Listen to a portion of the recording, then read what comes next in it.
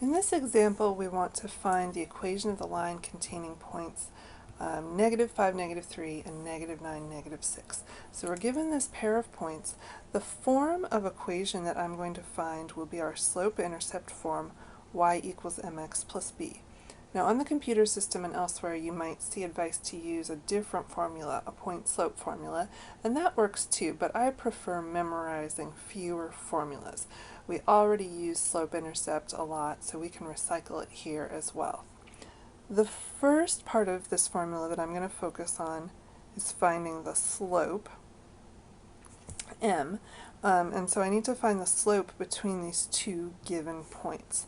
I'm going to do that by visualizing a really rough sketch. That's going to help me make sure I get the sign right. So -5, -3, my point's going to be about there. So -5, -3. And then -9 all the way over here, -6 all the way down there. And so the slope between these 2 points is defined as rise over run.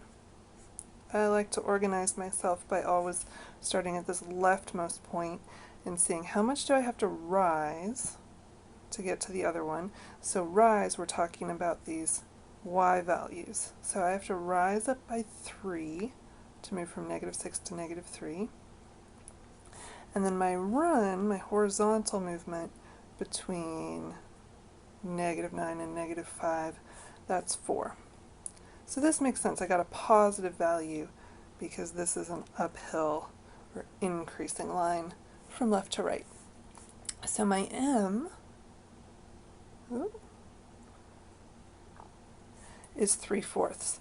Now for my y and my x, I can temporarily borrow a pair of xy values.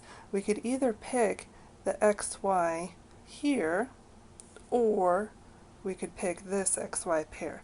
This second pair actually looks more appealing to me in terms of the numbers, so I'm going to pick that one. The y is -6, and the x is -9, and this leaves our b unknown. Well, now we can use these numbers to find out what b should be in our equation. That's going to let us fill in that slot. So simplifying here,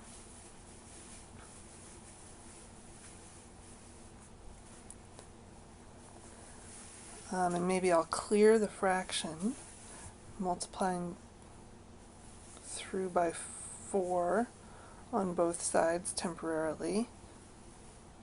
-24 equals -27 plus 4b is one way to do this. I'm going to add that 27 to both sides. So 3 equals 4b, or b equals 3/4. Okay, so my slope earlier I found out was 3/4, and now by coincidence in this example my b is also 3/4.